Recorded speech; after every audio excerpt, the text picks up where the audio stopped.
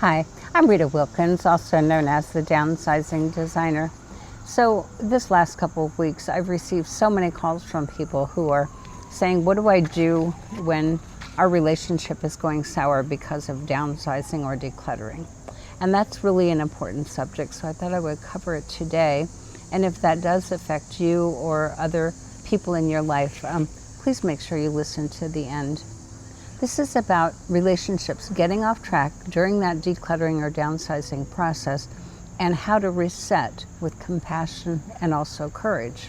So to be honest, decluttering and downsizing can bring out the best in us. It can also bring out the worst.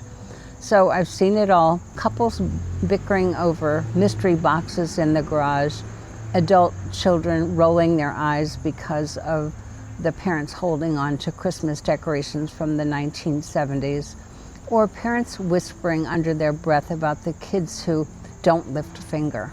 So it's not just about stuff, it's actually about control. It's about fear, and it's also about love. And sometimes it's about who's going to win that standoff over Grandma's china cabinet. So here's the real truth. Clutter doesn't pile up in your basement, it piles up in your relationships. And when it does, things can get off track really quickly. But here's the good news. Relationships don't have to stay off track.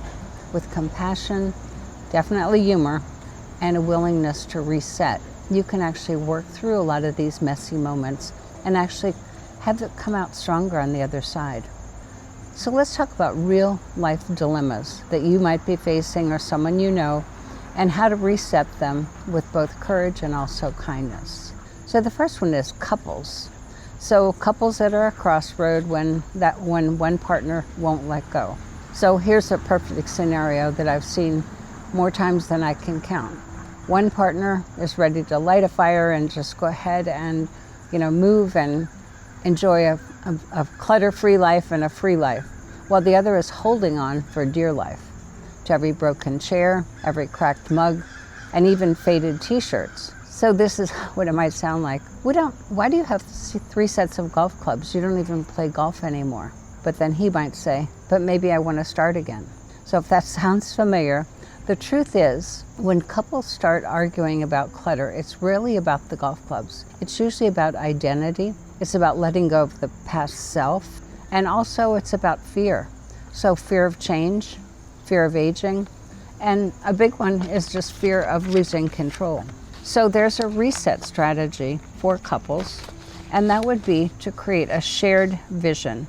Instead of focusing on what you're losing, try to picture together what you're actually gaining. It could be freedom, it could be more space, it could be, more travel, less stress, less overwhelm.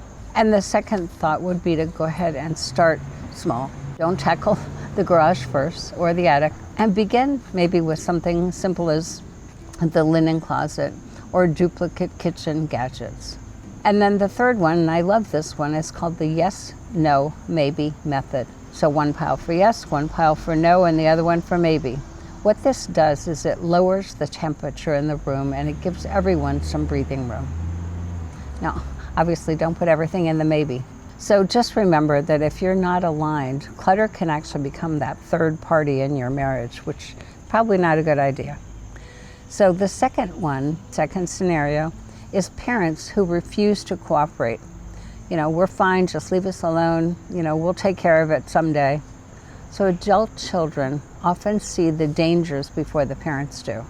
So the overstuffed basement, the tripping hazards everywhere, and the reality that moving later on in life is going to be much harder. But when the kids suggest downsizing, parents sometimes hear, you're old. You can't handle this by yourself. We're taking over. So that's when the walls go up. One client told me, every time my daughter brings this up, I feel like she's trying to take control over my life. And I'm not ready for that. I want my independence. So a reset strategy with parents would be to stop telling, start asking. Instead of, you need to downsize, try, what would make your life easier for you right now? And respect their autonomy. Even small steps count if it's the parent's decision. And the third one is to use natural deadlines. So a holiday, sometimes a health scare, or even just spring cleaning as a seasonal but a gentle nudge. So remember, avoidance doesn't prevent the future. It just postpones those harder decisions for someone else. And the third scenario is adult children who just don't show up at all. Sorry, we're just too busy. So parents often dream of their kids swooping in like decluttering superheroes, only to realize that their kids are knee-deep in their own lives and their own children. So one mom told me, I asked my son to help me go through the attic, and he said he just couldn't. He was too busy. Then later on, she saw him post pictures of a weekend getaway on Instagram. So that really hurt. So here's the thing. Sometimes kids avoid helping because it's too overwhelming, because facing their childhood home is actually very emotional for them as well. So here's a reset strategy with those absent kids.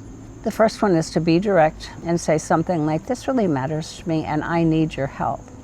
A second one might be assign clear bite-sized tasks, like maybe can you spend 2 hours with me helping the library this week with some books, and instead of help me declutter the whole house. That doesn't quite work. So frame it as a gift. That would be another thought. By helping me now, you won't have to face this alone later on when I'm gone. So remember, if they don't help you now, the burden is going to be even greater on them later on. So another scenario is adult children who push too hard. They might say something like, just throw it out already.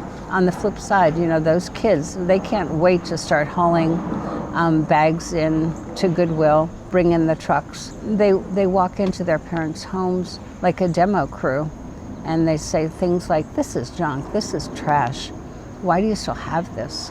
But what feels like junk to them may carry 40 years worth of meaning and good memories to the parents.